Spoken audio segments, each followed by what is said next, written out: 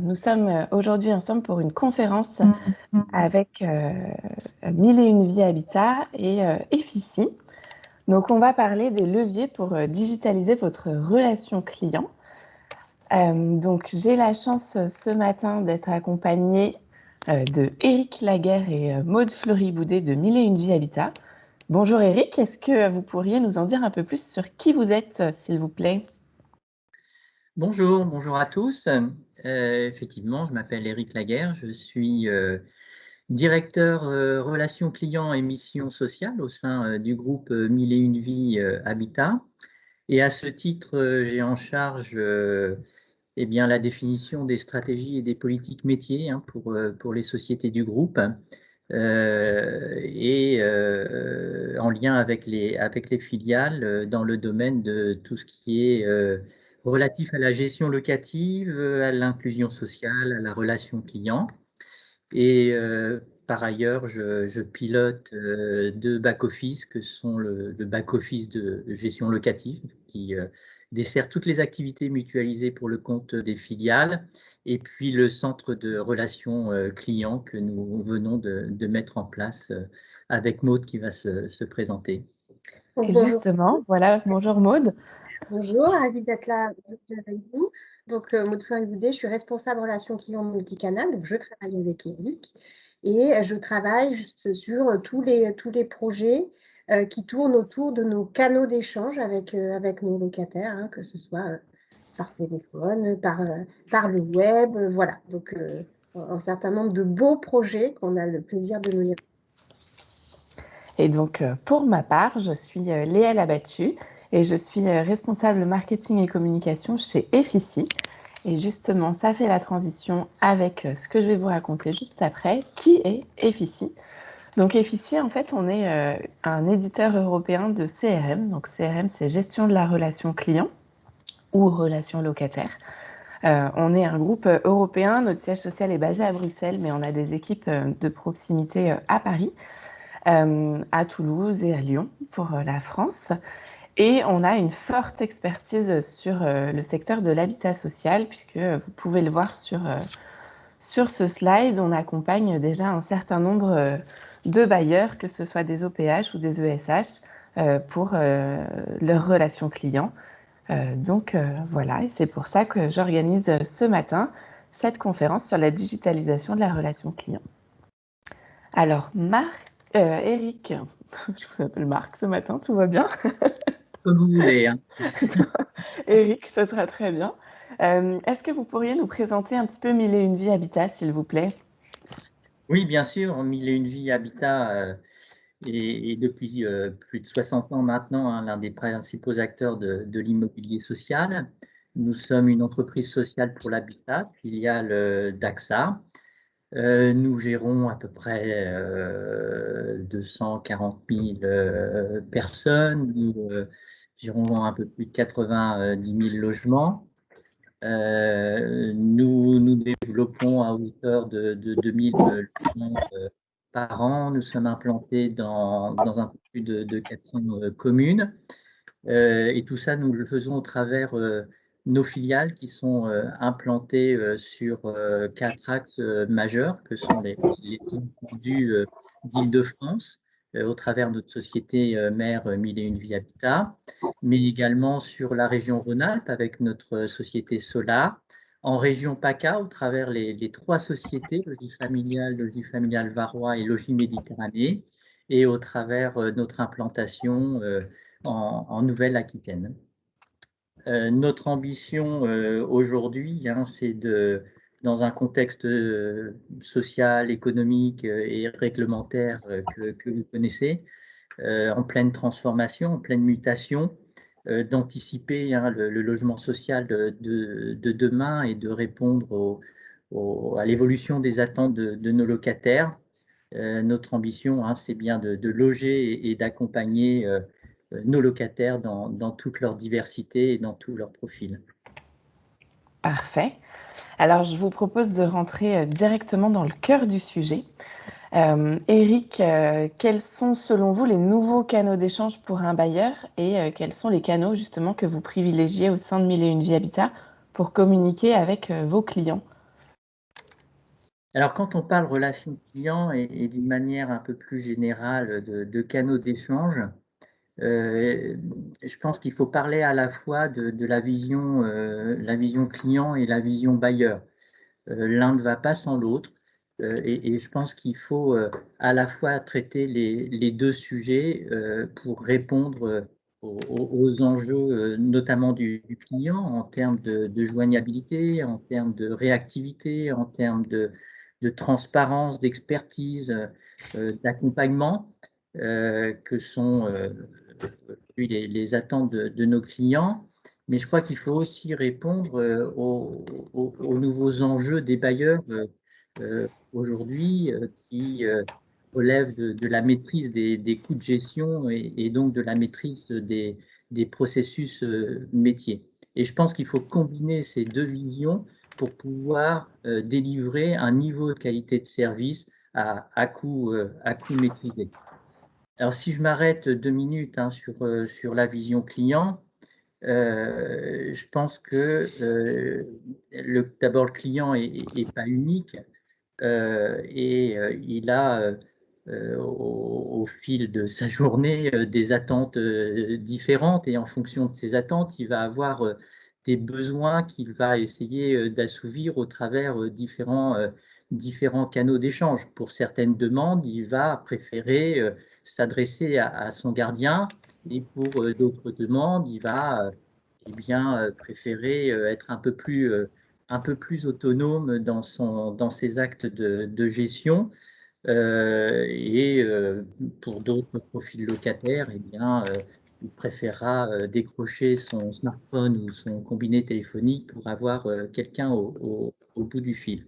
Et donc, tout l'enjeu pour le bailleur, pour répondre à cette diversité des besoins, eh bien, c'est de combiner tous ces canaux d'échange pour offrir le meilleur service aux locataires. Et c'est ce qu'on va essayer de mettre en place, la combinaison de tous ces canaux d'échange pour être à la fois répondre à toute l'étendue des besoins des locataires. Quand on regarde la vision bailleur, l'enjeu est un petit peu différent. C'est comment on délivre cette qualité de service en ayant en optimisant nos processus qui vont nous permettre de dégager du temps aux collaborateurs de proximité et leur permettre ainsi de se focaliser sur la gestion des situations complexes. Donc la vision bailleur, finalement, c'est de se dire comment j'optimise mes processus de gestion pour automatiser, pour rendre plus fluide certains parcours clients, pour autonomiser le locataire dans certains cas et libérer la charge de travail pour les collaborateurs en proximité qui vont pouvoir ainsi prendre en charge de manière plus efficiente la gestion de certaines situations complexes et répondre aux nouvelles attentes des locataires, notamment en termes de gestion sociale de proximité.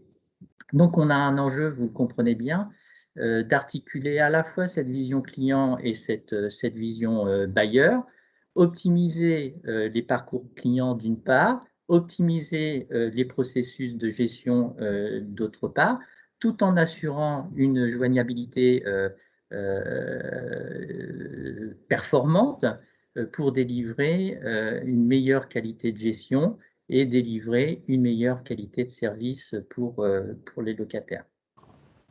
Alors, là-dedans, Mille et une vies a déjà mis en place ce dispositif avec des niveaux de maturité différents. On est déjà bien implanté en termes de gestion de proximité. On a déjà un service client, une application pour les locataires. On vient de mettre en place un centre de relations clients. Tout l'enjeu aujourd'hui, c'est de développer de manière homogène dans des parcours clients cohérents l'ensemble de ces canaux et c'est ce que nous avons inscrit dans notre feuille de route dans notre feuille de route à 5 ans.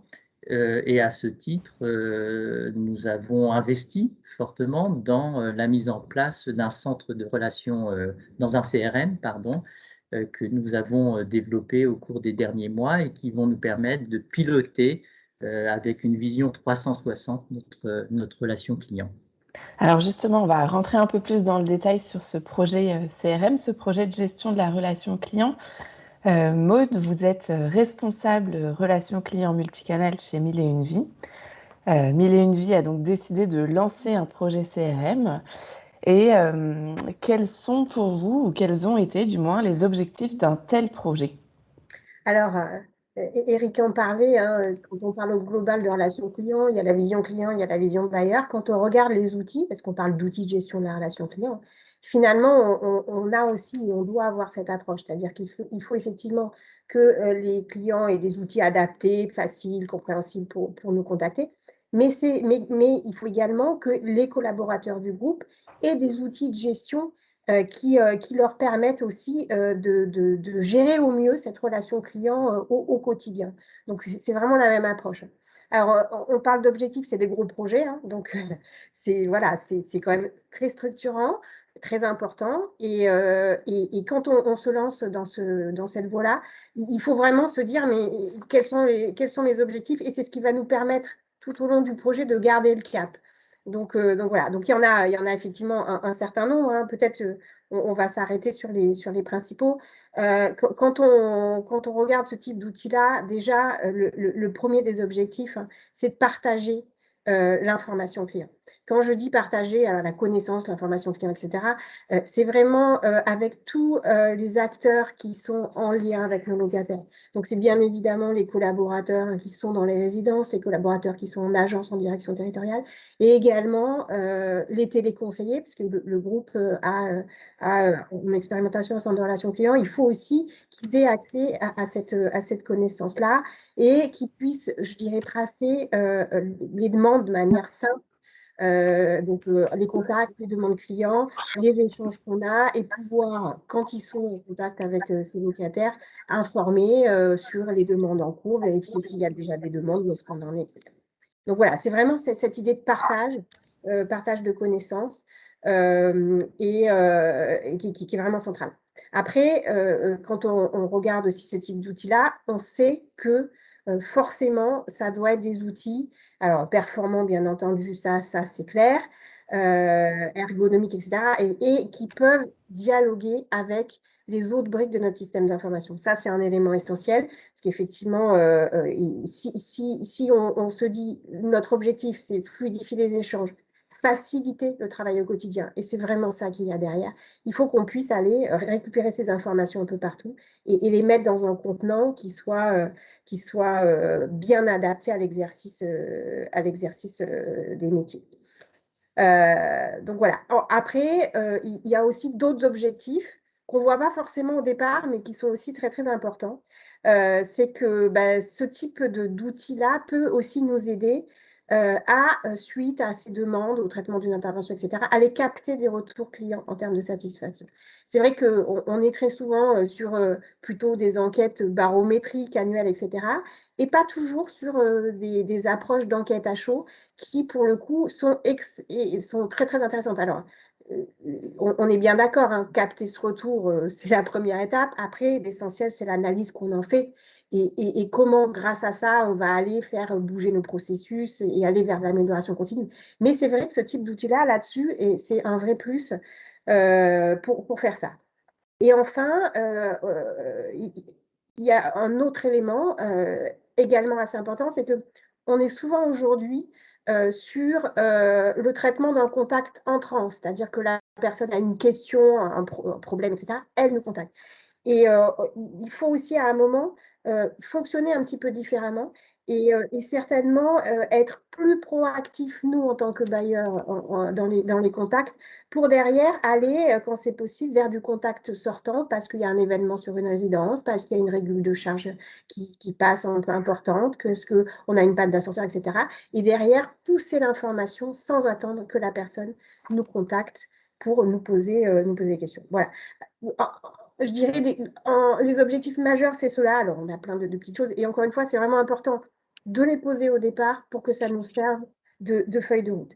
Et Eric parlait d'expérience client, hein, d'expérience sans couture. Alors, c'est toujours assez ambitieux, mais il faut se donner cette ambition. Et sans ces outils, en fait, il est très difficile d'atteindre ces objectifs. Donc voilà, du coup, on n'avait pas d'outil de CRM en tant que tel, hein, au standard du marché. Donc le groupe a fait le choix d'acquérir la solution Idyl CRM pour nous permettre justement d'aller sur ces champs-là. Alors, j'en profite pour faire un petit point vocabulaire. Effectivement, la solution Idyl CRM, c'est l'une des solutions qui est proposée par le groupe EFICI. Voilà, comme ça, tout le monde a le même niveau d'information. Quand vous avez retenu cette solution CRM, donc la solution Idyl by EFICI, c'était pour simplifier, pour digitaliser votre relation client au sein de 1001 Vie Habitat. Maud, vous avez pris part à la décision. Qu'est-ce qui a motivé votre choix de pourquoi vous avez choisi cette solution-là, parce qu'il en existe pléthore sur le marché? Alors, c'est vrai que quand on se lance là-dedans, il y a plein de solutions qui existent. C'est souvent un peu difficile de s'y retrouver, mais c'est là où finalement, quand on a bien réfléchi aux objectifs qu'on poursuit, ça facilite quand même les choses. Je parlais, alors je vais insister sur les points essentiels, mais on disait tout à l'heure fluidifier les échanges, dialoguer avec le SI. Je pense que voilà, tous autant que nous sommes bailleurs, on a toujours des difficultés. Hein, voilà. On a des ERP qui ne sont pas toujours faciles à connecter. Et puis finalement, on finit par acquérir pas mal de briques techniques périphériques dans lesquelles on stocke beaucoup d'informations intéressantes. Et donc cet aspect insertion dans notre écosystème SI et les capacités en tout cas de l'outil à s'interfacer, même si ce n'est pas forcément simple à mettre en œuvre derrière, hein, mais en tout cas c'est un élément essentiel. Je le disais tout à l'heure, quand on va sur l'idée de se dire on va faciliter l'activité au quotidien, il faut qu'on puisse, dans un seul contenant, mettre toutes les informations intéressantes qu'on va aller piocher dans nos différentes briques techniques. Après, je dirais, autre critère très important, l'ergonomie, la simplicité d'utilisation de l'outil. C'est vrai que, comme tout le monde, hein, comme tous les Français, ben, on a des collaborateurs qui sont plus ou moins à l'aise avec les outils. Il y en a qui sont très à l'aise, il y en a qui sont un peu moins à l'aise. Et c'est vrai que d'avoir un outil qui est simple, qui est intuitif, dans lequel on comprend assez vite les parcours d'utilisation avec des repères qui sont toujours les mêmes, une philosophie d'utilisation qui est toujours la même, que ce soit sur un client, sur un contrat, sur la gestion d'une demande, ça facilite énormément les choses. Ça facilite la formation initiale, bien entendu. C'est un gros effort au départ parce que quand même, je disais, un outil partagé par tous, c'est par tous les collaborateurs. Hein, donc, ça fait quand même un nombre d'utilisateurs très important. Pour l'accueil des nouveaux arrivants, parce que finalement, on a cet effort de formation à faire un peu en continu. Et ça a été d'autant plus vrai qu'on a déployé l'outil dans une période de confinement-déconfinement où on a revu complètement notre stratégie de formation et on a fait du 100% à distance, qui n'était pas quelque chose qu'on faisait au départ. Donc c'est vrai que faire ça sur un outil qui est quand même simple d'utilisation ergonomique, ça aide énormément et je pense que ça aide aussi beaucoup au quotidien. Après, autre critère aussi important, je vous l'ai dit tout à l'heure, le groupe n'avait pas d'outil de CRM avant, donc on gérait la demande dans notre ERP. Hein. Mais bon, ces outils-là, ils ont leur logique, ils ont leurs avantages, leurs inconvénients, et c'est important d'être face à des équipes côté éditeur, hein, qui quand même connaissent nos métiers et qui peuvent nous orienter, en tout cas, vers certains choix fonctionnels, nous procurer aussi des retours d'expérience, hein, de mode d'utilisation, voilà, pour aussi nous bousculer un peu, parce que des fois, on veut prendre ce qu'on avait avant, le coller dans un nouvel outil, ce n'est pas toujours la bonne solution. Voilà. Et puis aussi, je le disais, on a des briques techniques qui sont parfois un peu compliquées, donc il fallait que ce soit un outil qui soit quand même simple à mettre en œuvre, d'un point de vue paramétrage fonctionnel et insertion technique. Voilà. On est allé quand même aussi voir des confrères qui utilisent cette solution et qui utilisent aussi d'autres solutions pour voilà, voir un petit peu ce qu'ils en pensaient, comment ça marchait chez eux, les avantages, les inconvénients. Voilà. Donc, les critères principaux, bon, bien entendu, de toute façon, hein, dans ce type de projet, il y a bien entendu un appel d'offres, hein, tout ce qu'il y a de plus classique, dans lequel on est allé regarder ces critères. Alors, d'autres également, hein, je ne vous ai pas tout dit, mais voilà. Et puis, donc, appel d'offres qui nous a permis, et c'est aussi quand même un élément essentiel, hein, de regarder les conditions tarifaires. On parlait tout à l'heure de la vision bailleur, la nécessité aussi d'aller vers l'optimisation et de maîtriser les moyens qu'on engage. C'est aussi ces coûts-là qu'il faut regarder avec attention dans ce genre de projet. Merci Maud. Donc il y a pas mal d'éléments effectivement qui ont permis de faire pencher la balance en faveur de la solution CRM d'Efficie. Pour répondre à ces objectifs qu'on voit sur l'écran, vous nous avez parlé notamment, si je me permets de récapituler, de la possibilité de s'interfacer avec tous les outils de votre système d'information. L'un des critères importants pour vous, c'est l'ergonomie de l'outil. C'est aussi la mobilité parce que vous avez des équipes qui sont sur le terrain, qui sont dans les résidences.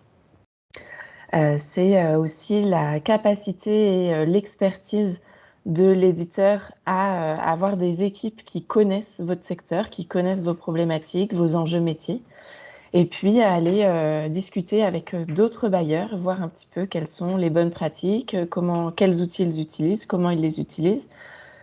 Tout ça pour aboutir sur un projet qui vous ressemble et qui ressemble aux enjeux de 1001 Vie Habitat.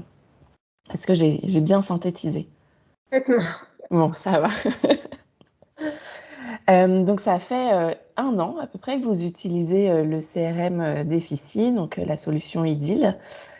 Quels sont les bénéfices projets que vous avez pu constater sur cette première année qui, comme vous le disiez, est une année en plus particulière due au contexte sanitaire que l'on connaît tous? Une année compliquée, je pense, pour tout le monde, hein. Alors, c'est vrai qu'on a dû faire face à une situation inédite, mais c'est le cas de tout le monde. Et donc, on a complètement rebattu les cartes du déploiement du CRM parce qu'effectivement, avec le premier confinement, on était en pleine phase projet. Et voilà, donc on a changé nos modes de formation, etc. Et même toute la mécanique de démarrage, on l'a modifiée et on a fait le choix. Et pour le coup, on ne l'a jamais regretté, de déployer très progressivement le CRM. Donc, qu'est-ce que ça veut dire en fait? C'est qu'on l'a ouvert territoire par territoire, plutôt sur des petits territoires, d'accord, pour derrière, effectivement, sécuriser au maximum ce genre de mise en service. C'est un projet informatique, hein, donc on sait de toute façon qu'on a beau recéter, bien spécifier, etc., on va avoir quelques surprises au démarrage, mais comme dans tous les projets, comme dans tous les outils, et c'est parfaitement normal. Mais on voulait justement d'abord déployer la solution sur 1 ou 2 zones pilotes pour pouvoir voilà, corriger les dysfonctionnements s'il y en avait, adapter aussi les supports de formation, adapter les modes opératoires, accompagner les collaborateurs, ce qui est extrêmement important. Et donc, on a fait ce déploiement progressif sur tout le 2e semestre 2020. Alors, pourquoi je vous explique ça? Parce que je ne réponds pas vraiment à votre question, mais je vais y répondre. C'est qu'il est, pour le coup, un peu tôt pour commencer à se dire est-ce que finalement, on a atteint nos objectifs, quels sont les bénéfices, etc. Parce qu'on a terminé ce déploiement toute fin d'année, hein, en décembre, sur la dernière zone, et que finalement, aujourd'hui, on est en septembre, on considère quand même que les collaborateurs sont peut-être en fin de phase, mais quand même en phase de prise en main et qu'il faut se laisser un petit peu de temps pour commencer vraiment à en tirer des enseignements. Par contre, ce qu'on sait d'ores et déjà, et ce qui est aussi parfaitement normal, c'est qu'on démarre avec quelque chose. Alors, on fait toujours des choix hein, pour tenir les jalons, voilà. Et puis, on détecte au quotidien des optimisations à apporter, de la fluidification dans des parcours, des données à ajouter, etc. Donc, on a déjà identifié un certain nombre de pistes d'amélioration et on sait qu'on va faire évoluer cet outil-là un peu en continu, mais comme tous les outils, hein, pour derrière compléter, faciliter, fluidifier, etc. Et voilà, ce qui est aussi intéressant, parce que ces retours d'optimisation, c'est des retours internes hein, des utilisateurs de la solution, c'est aussi de continuer à échanger avec les confrères parce que et chacun a fait ses choix fonctionnels à son organisation, à ses processus, etc. Et on peut être paramétré ou utilise des modules que nous, on n'utilise pas. Et c'est extrêmement intéressant pour le coup de voir ce qu'ils ont fait parce qu'il y a plein de bonnes idées aussi à prendre de ce côté-là. Et vous nous parliez justement de faire évoluer l'outil pour qu'il continue à s'adapter au mieux à vos enjeux métiers. On y reviendra tout à l'heure. Eric nous donnera un peu plus de détails sur ce qui est dans les tuyaux côté 1001 Vie Habitat. Alors Eric, justement, j'ai une question pour vous en tant que directeur de la relation client et de la mission sociale chez 1001 Vie Habitat. Vous nous parliez tout à l'heure, et on en parle tout au long de cette conférence, de l'importance de combiner les visions clients, les visions, je vais y arriver ce matin, les visions clients et la vision bailleur. Selon vous, en quoi le digital qui est justement au service du locataire lui permet de simplifier sa vie et quels sont les impacts de la stratégie omnicanal de 1001 Vie Habitat sur votre relation locataire? Est-ce que vous pourriez nous en dire un peu plus? Alors, écoutez, l'expérience va finir trois choses. La première et peut-être la plus importante, c'est qu'on ne fait pas du digital pour faire du digital. On fait du digital pour répondre à des enjeux, à des problématiques métiers et à des enjeux clients. Ça paraît évident, mais ça va mieux en le disant. Et pourquoi j'insiste sur ce sujet? Tout simplement parce que beaucoup d'entreprises sociales pour l'habitat s'engagent dans des stratégies de digitalisation de leurs relations clients et on est fortement sollicité pour digitaliser des bouts de processus. Et on a envie d'y aller, on a envie de faire plein de choses. Mais je pense qu'il faut avancer de manière cohérente en sachant où on va et pas de manière totalement éparpillée. Et je crois que c'est important de poser sa stratégie relation client, de définir sa trajectoire et d'utiliser le digital non pas comme une finalité, mais comme un moyen qu'on va mettre au service de cette stratégie relation client pour améliorer nos processus de gestion et la qualité du service rendu aux locataires. Donc, s'il y a bien un message à retenir dans toute cette partie, c'est que oui, c'est pas du digital pour du digital, mais c'est du digital au service d'une stratégie. Deuxième point qui me semble tout aussi important, c'est qu'il faut tuer les idées reçues. Quand on a commencé avec Maud à porter l'idée qu'il fallait digitaliser la relation avec nos locataires, on a entendu ces petites voix qui disaient mais nos locataires, ils ne sont pas à l'aise avec le digital, il y en a toujours qui ne vont pas pouvoir utiliser ou se connecter à un outil parce qu'ils ne sont pas à l'aise, etc. Je pense qu'il faut tuer un certain nombre d'idées reçues. Et pour ça, je m'appuie sur un certain nombre d'études qui ont été d'ailleurs relayées par une étude qu'on a faite sur le sujet, sur l'appétence de nos locataires aux services digitaux.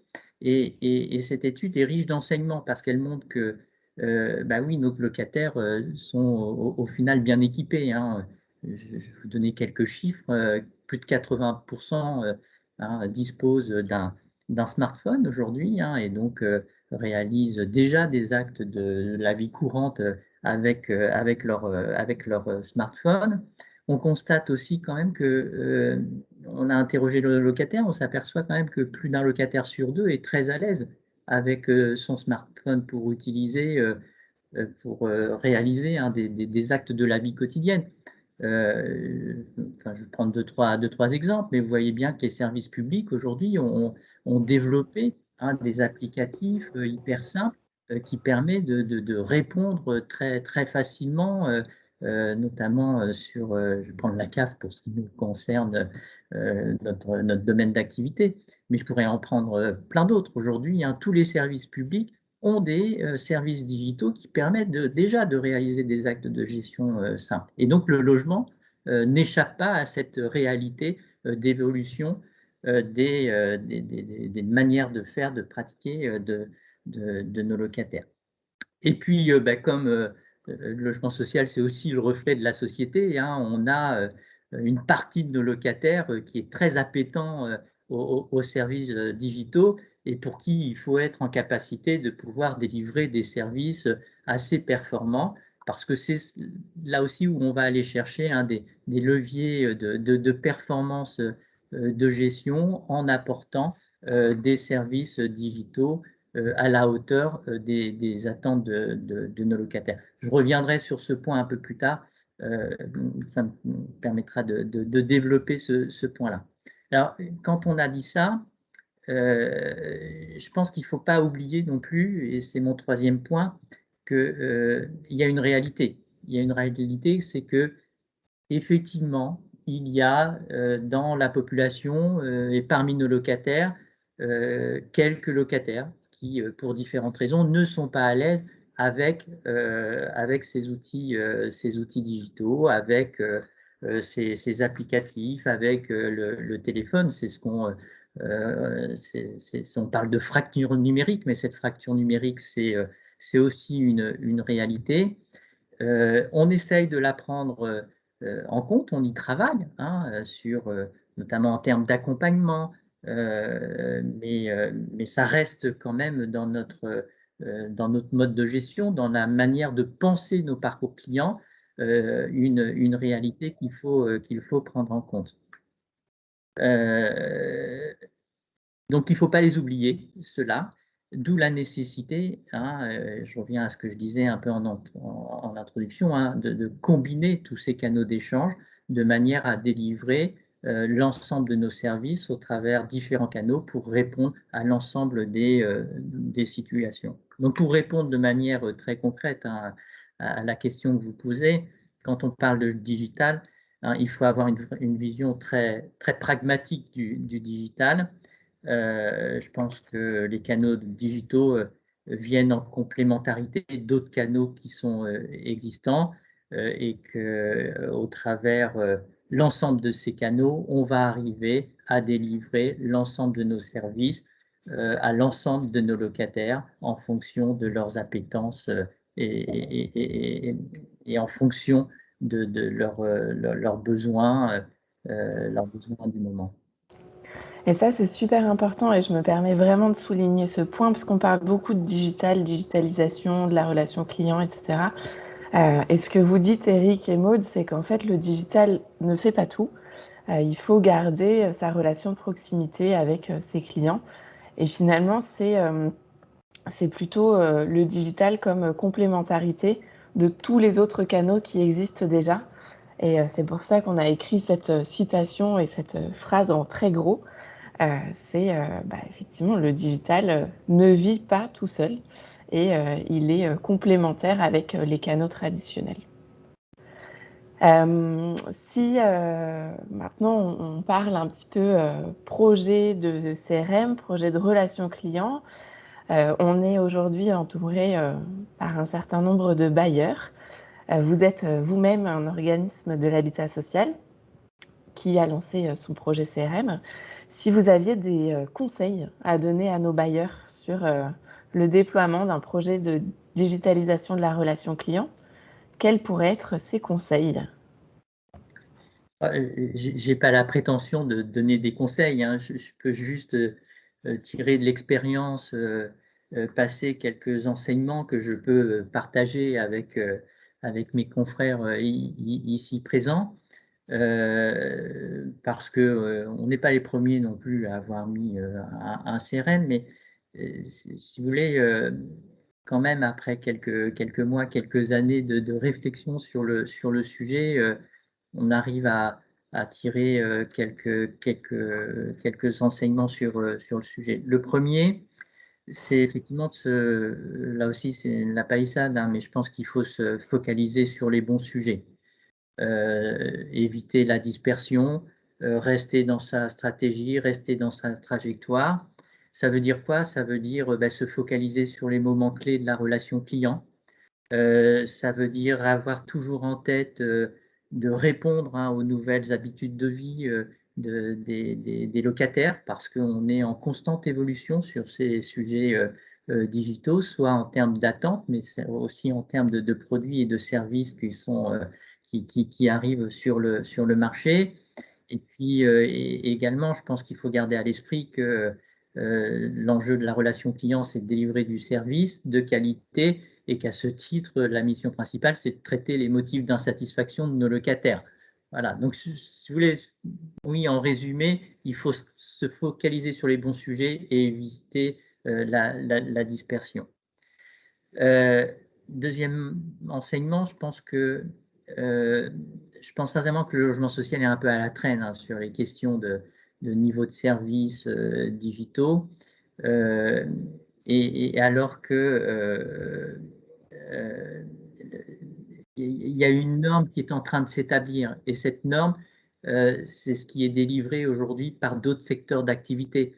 Donc, je ne vais pas faire l'affront de nous comparer au domaine bancaire ou au domaine de téléphonie ou au domaine de services comme Amazon, mais notre client aujourd'hui a comme référence ces autres secteurs d'activité. Et donc, tout l'enjeu pour le logement social, c'est comment progressivement on se met à la hauteur de cette nouvelle norme en termes de niveau de service.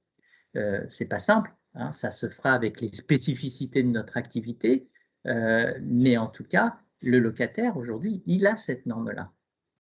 Donc, il ne s'agira pas de dupliquer ce que l'on fait dans d'autres domaines d'activité, mais il faudra s'inspirer fortement de ce qui est fait pour atteindre progressivement cette norme-là. Troisième enseignement, je vais accélérer, Léa. On est bon dans les timings. Il faut intégrer l'expérience client. Voilà, le digital, ce n'est pas le bailleur qui vient avec ses nouvelles services digitaux. Il faut impliquer les locataires, il faut impliquer les collaborateurs, il faut mettre en place des équipes projets dédiées, parce que tout ça, ça se co-construit. On est nous des facilitateurs avec Maud. On va piloter des projets et on va s'inspirer des métiers, des collaborateurs en territoire, on va s'inspirer des usagers, des locataires pour co-construire cette offre de service. Sinon, on passe à côté d'un certain nombre de choses. Puis, comme je vous le disais un peu en introduction, nos confrères ont déjà fait aussi beaucoup de choses. Donc, régulièrement, on les sollicite. Et puis, on va s'inspirer de ce qu'ils ont fait, parce que ça ne sert à rien de réinventer le fil à couper le beurre, comme on dit. Donc, on va appliquer à droite, à gauche ce qui a été fait par nos confrères. Et puis, je terminerai sur peut-être deux enseignements peut-être un peu plus récents. Alors là, c'est propre à la mise en place de 1000 et une vies, mais je crois que c'est important de sécuriser le démarrage de la mise en place de ce nouveau outil. Ce n'est pas neutre de mettre des outils digitaux dans une organisation telle que 1000 et une vies ou d'autres. Et donc, au départ, on a toujours de grandes ambitions, on a envie de tout révolutionner, mais on sait que ça ne marche pas dans la réalité. Donc, il faut sécuriser les démarrages. On part sur un socle de services relativement simple, et puis on met en place notre trajectoire de manière à sécuriser techniquement le démarrage et faciliter l'adhésion par les collaborateurs. Et enfin, dernière chose, je vais très vite, je pense qu'il faut performer sur le socle des services de base avant d'ouvrir d'autres canaux d'échange. Je pense qu'il faut être performant sur nos activités principales, sur nos outils principaux, et c'est seulement après qu'on peut venir agréger d'autres outils et développer d'autres innovations digitales. Il ne faut pas vouloir tout faire en même temps, sinon c'est la catastrophe industrielle qui arrive. C'est ce que disait Maud aussi tout à l'heure, c'est finalement le déploiement du CRM chez 1000 et une vies Habitat est fait de façon très progressive, ce qui vous permet de corriger le tir quand il y a besoin de corriger le tir, ou de prendre une facette de l'outil que vous n'aviez pas forcément identifié jusqu'à présent. On en parlait tout à l'heure aussi, donc effectivement les clients, vos clients, nos clients ont des habitudes nouvelles. Les usages évoluent très rapidement, mais que ce soit côté locataire, côté prestataire, côté bailleur, vraiment pour tout le monde, les usages évoluent. Côté 1001 Vie Habitat, quels sont les prochains projets en termes de relations clients? Alors, les projets, on en a à foison, hein, et on a envie de Les faire plein de choses. principaux. Euh, mais comme je le disais, hein, il faut savoir rester raisonnable et s'inscrire dans notre trajectoire d'une manière un peu structurée. Trois grands enjeux, trois grands sujets. Le premier, c'est le sujet de la maîtrise des flux. Et au travers de la maîtrise des flux, il y a le sujet de l'autonomisation des locataires. Alors, c'est des termes un peu techniques, peut-être un peu barbares pour les non-initiés, mais la maîtrise des flux, c'est comment j'évite le toujours plus, hein. C'est comment je maîtrise le flux de demande des locataires. Et ça, il y a des choses simples à mettre en place. Je vais prendre l'histoire toute simple, hein, de la panne d'ascenseur. Euh, Dès lors que je suis informé qu'il y a une panne d'ascenseur dans une résidence, il vaut mieux que j'envoie un SMS à tous mes locataires pour les prévenir que l'ascenseur est en panne et que la réparation sera faite tel jour à telle heure, plutôt que d'attendre et d'avoir à gérer X appels locataires, hein, qui vont prendre de la charge et qui vont dégrader le niveau de service. Donc il y a tout un enjeu en termes d'amélioration des processus de gestion autour, hein, de la maîtrise des flux. Et puis l'autre sujet, un peu en corollaire, c'est l'autonomisation du locataire. C'est comment, sur des actes de gestion simples, je permets au locataire de s'autonomiser et d'obtenir réponse à sa question, réponse à sa demande de manière autonome. C'est tout simplement le locataire qui souhaite obtenir une attestation. Comment je lui permets facilement, au travers une application ou au travers son ordinateur, de télécharger cette application plutôt que qu'il s'adresse à son gardien ou qu'il prenne son téléphone pour appeler notre centre de relations clients. Donc il y a toute une stratégie et une trajectoire de développement de ces sujets d'autonomisation et de maîtrise des flux qui vont nous permettre au final d'être plus performants dans la gestion de notre relation client. Clients. L'autonomie, on l'expérimente aussi au travers des nouveaux outils qu'on essaye de développer et de mettre en place. Je pense notamment au FAQ dynamique en ligne, sujet qui est à l'étude, aux bots en ligne, hein, qu'on essaye de développer avec Zion notamment. On a mis en place des tableaux numériques interactifs, hein, sur logis familial varois notamment, quelque chose qui marche bien. On a développé des applications locataires avec La Casa. Donc on voit bien qu'au travers de notre stratégie, de notre trajectoire, on essaye de développer plein d'innovations digitales qui vont dans le sens, hein, de l'autonomisation des locataires. Deuxième grand sujet, c'est que tout ça, c'est un projet de transformation profonde de nos modes de gestion et de nos modes de relation avec nos locataires.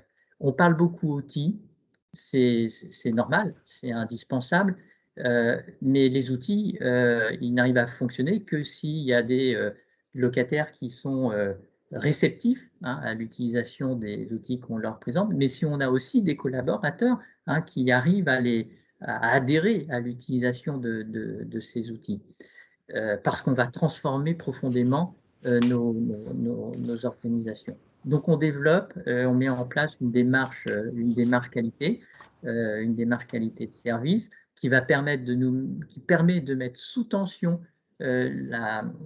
nos organisations, qui permet de fédérer les équipes autour de ce projet de transformation de la relation client pour nous accompagner dans la mise en place de cette stratégie de relation client. Et cette démarche qualité est un socle essentiel de la réussite de notre projet digital digitalisation de la relation client. Et puis, il n'y a pas de démarche performante s'il n'y a pas de système d'écoute client. Donc, en parallèle de tout ça, eh bien, on met en place tout un dispositif d'écoute client. Alors, on a les enquêtes de satisfaction, mais on développe tout ce qui est enquête à chaud pour aller capter les motifs d'insatisfaction et toujours aller dans l'amélioration continue, dans l'amélioration de la performance au travers la captation et l'écoute de nos locataires. Et troisième point, et je terminerai là-dessus, le développement de tous ces canaux est quand même une remise en cause de nos modèles, de nos organisations, de nos métiers. Et on voit que au travers ces nouvelles stratégies omnicanales, ça nous amène progressivement à repenser l'évolution de nos métiers, l'évolution de nos organisations, repenser notre stratégie, quel est le meilleur canal pour apporter la meilleure valeur ajoutée à nos locataires. Ça, c'est des réflexions un peu plus théoriques, mais qui posent la question effectivement de nos modèles d'une manière générale, qui vont nous amener à repenser de manière plus efficiente la délivrance d'un service de meilleure qualité pour nos locataires. En conclusion, je vais juste envie de vous dire que les outils digitaux aujourd'hui sont vraiment un outil important pour permettre l'évolution de nos métiers, pour décharger nos collaborateurs en proximité de tâches qui ne présentent pas forcément de forte valeur ajoutée et leur permettre au quotidien de se concentrer sur la gestion de situations complexes, mais surtout, et c'est vraiment là-dessus que j'ai envie de terminer, de répondre aux nouveaux besoins et aux nouvelles attentes de nos locataires, notamment en termes de gestion sociale de proximité, parce que je pense que là, on rejoint l'ambition et la mission sociale des entreprises sociales pour l'habitat. Merci beaucoup, Eric. Donc, le temps file, alors je vais m'aventurer dans une brève synthèse parce qu'on a vu un certain nombre de notions ensemble. Moi, s'il y a 5 points que je devais retenir de votre discours sur la digitalisation de la relation client et notamment sur l'usage du CRM, qui est le sujet qui nous réunit aujourd'hui, je retiens le fait de combiner la vision client et la vision bailleur, la volonté et la nécessité de partager l'information client entre toutes les personnes de l'organisme, de la société. Je retiens en troisième point la nécessité de la fluidifier l'information, fluidifier les échanges pour gagner en performance et être bon dans ce que l'on fait. Le quatrième point aussi, qui est l'un des enjeux pour 1001 Vie Habitat sur le CRM, c'est de capter les retours clients, d'écouter ce qui se dit, d'être à l'écoute, voilà, de savoir ce que pensent vos clients, vos locataires. Et le cinquième et dernier point que je retiens, si je devais en retenir 5, c'est la volonté d'être plus proactif dans vos communications pour améliorer cette fameuse relation client et la qualité de service. Voilà une brève synthèse de nos 45 minutes de conférence. Si vous souhaitez prolonger l'échange, parce que le temps file, sachez que Efficie sera présent sur le congrès HLM à Bordeaux fin septembre. Donc si vous souhaitez venir nous rencontrer et échanger avec nos équipes, on sera là. Et on sera là en présentiel. Enfin, ça y est, les événements reprennent. Donc n'hésitez pas à venir à notre rencontre. Et puis, vous avez également sur ce slide nos coordonnées, nos adresses mail, si vous souhaitez contacter Eric, Maude ou moi-même pour quelques questions que ce soit. En attendant, si vous avez des questions maintenant, n'hésitez pas à les poser dans le chat. On va prendre 2 minutes pour y répondre. Donc justement, on en a une pour vous, Maud et Eric. Vous nous parlez de relations clients, relations locataires. Est-ce que vous utilisez aussi le CRM pour la relation fournisseur, partenaire ou collectivité? Alors aujourd'hui, on le fait pas, ou, je dirais à la marge, hein, c'est-à-dire, dans quelques cas particuliers, mais l'outil permettrait tout à fait de le faire, hein. Pour rentrer un peu plus dans le détail, hein, on a des objets personnes, on a des objets sociétés et cetera, et on peut tout à fait décider d'utiliser ce type, d'outil-là pour en relation avec, les institutionnels, les entreprises et cetera. On l'a pas encore fait, ça veut pas dire qu'on le fera pas, mais on a commencé déjà par, la gestion locative. Après voilà, c'est peut-être que ça on ira sur ce champ-là à un moment. Mais en tout cas, l'outil le permet. Pour répondre, un peu plus en détail, Isabelle, sur, votre question, on a, l'un de nos clients qui est, l'OPAC Saône-et-Loire, qui, gère sa relation, client et sa relation fournisseur via l'outil CRM. Donc, si vous avez, besoin de retour d'expérience, c'est des choses sur lesquelles, on peut vous donner du contenu. Il semblerait que nous n'ayons pas d'autres questions, donc on est, parfait sur les timings. Cette conférence a été enregistrée, donc je vais vous envoyer à tous le replay vidéo et les slides. Et puis, on reste à votre disposition si vous avez la moindre question. On vous souhaite une très bonne journée et on vous remercie d'avoir été parmi nous ce matin. Un grand merci à Maud et Eric pour leur témoignage. Et puis à très bientôt sur le congrès HLM.